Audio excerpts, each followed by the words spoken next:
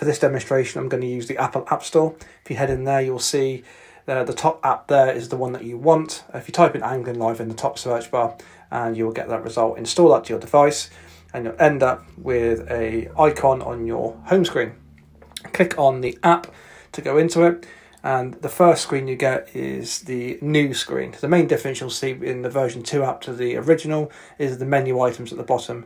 The news displays news items, articles, podcasts for you to listen to either during an event or at any time really. It's always live. Scheduled, which lists all the upcoming events that are going to be covered through the app. The final results, which will have all the results after an event is finished, and the live tab. As you can see there, we currently have no live events running, but we do have the World Sailing and Classing beta, which is what I'm going to use for this demonstration. So if I click on the beta login, it will take me to a login screen. I've already set up some demo logins, so I'm going to go ahead and log in now.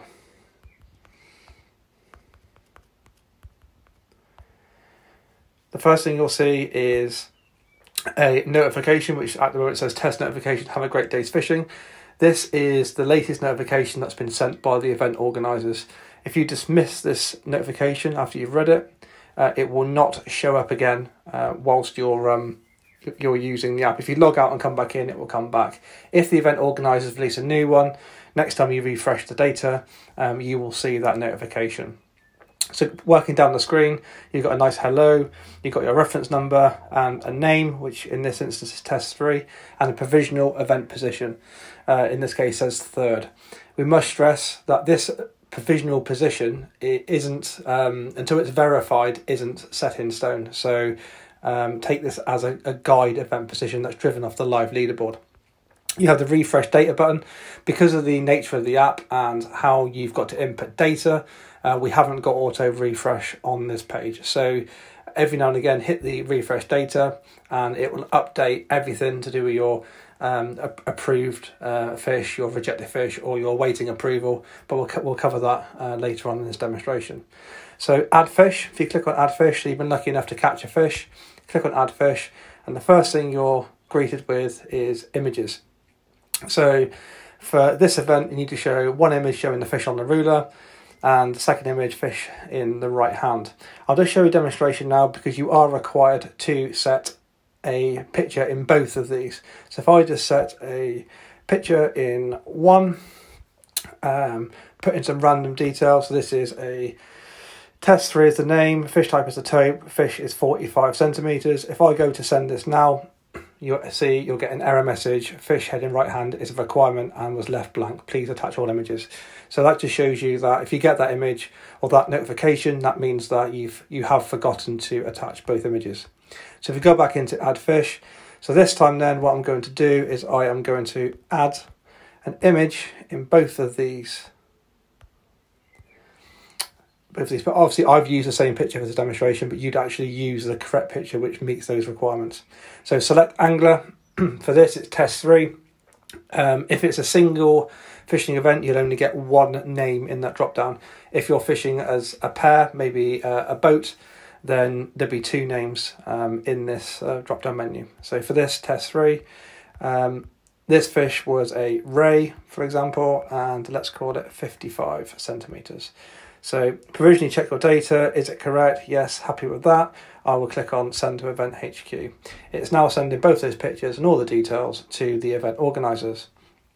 There you go. You got a notification, success, added successfully and sent to event headquarters for approval. With this moving down, at the bottom you have 3 blocks which tell you how the status of your fish. So as you can see there, awaiting approval. This will be the fish that we have just added. You can see there you've got a fish ID, a date and time, a day, because I'm reenacting this that we're on day 1 of the event, a fish type which was ray, and length 55.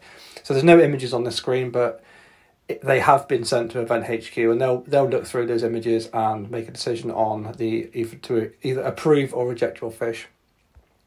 If in the unfortunate event that your fish is rejected, you'll be able to click on the rejected fish. This is a demo login, so it has quite a few, and you'll see there the latest one will be at the top.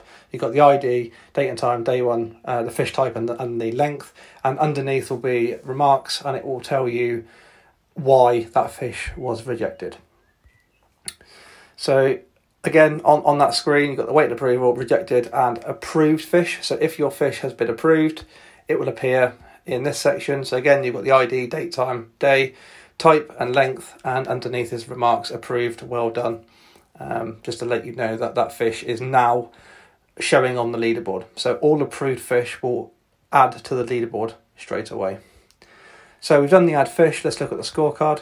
So as you're moving through an event, you'll be able to see how you're getting on for each of the days. So the Sea Angling Classic is going to be a 2-day event for the one in July. So you'll see that it's split into day 1 and day 2.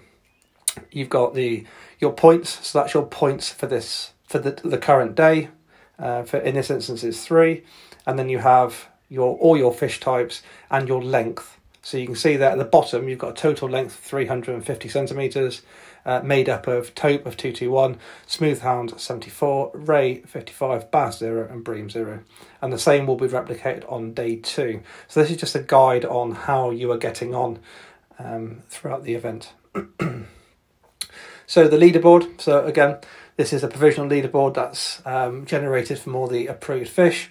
So as you can see there, you've got the position number, the reference, the name, your day 1, day 2 and total. So this is points. So day 1, you've got 1, 2, 3, 4, 5 points.